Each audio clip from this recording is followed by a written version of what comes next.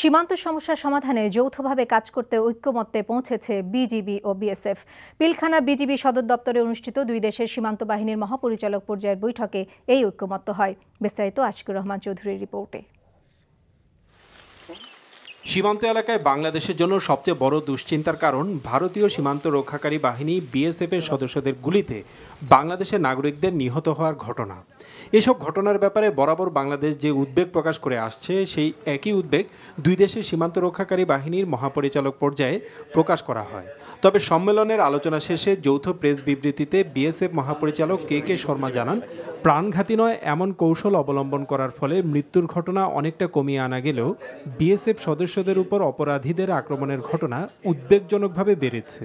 পরে এ ব্যাপারে সাংবাদিকদের প্রশ্নের জবাব দেন বিজিবি মহাপরিচালক মেজর জেনারেল আবুল হোসেন। ঘটনা তো আমরা ঘটতে দিব না, এটা সবাই জানি, তারপরে দুই একটা ঘটনা ঘটে যায়।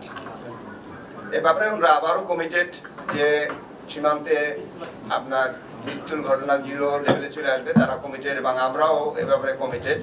সেই ব্যাপারে আপনারা জানেন যে সিবিএমপির উপর আমরা জোর দিয়েছে। সীমান্তে ম্যাপিং মানে যে সমস্ত জায়গাগুলোতে চোর চালানো হয়, যে সমস্ত জায়গাগুলোতে গরু স্মাগলিং হয় বা যে সমস্ত জায়গাগুলো খারাপ, সেটা সম্পর্কে একটা ম্যাপিং করা হবে। এই নতুন আমরা নিয়েছি এবং এটা ডিজি লেভেলের আগে আবার নতুনভাবে করা হবে যে কোন জায়গায় প্রবণতা বেশি এবং তার প্রেক্ষিতে আমরা ব্যবস্থা নেব। আরেক প্রশ্নের জবাবে বিএসএফ মহাপরিচালক বলেন, বাংলাদেশের জঙ্গি হামলায় ভারতের মাটি কোনোভাবেই ব্যবহার করতে দেয়া হবে না।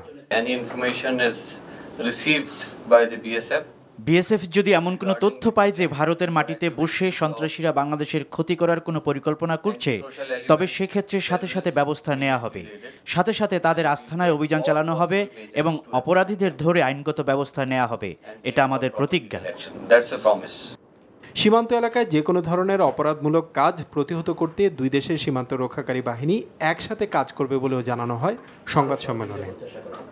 Ashikur Rahman Chowdhury, NTV news, Dhaka.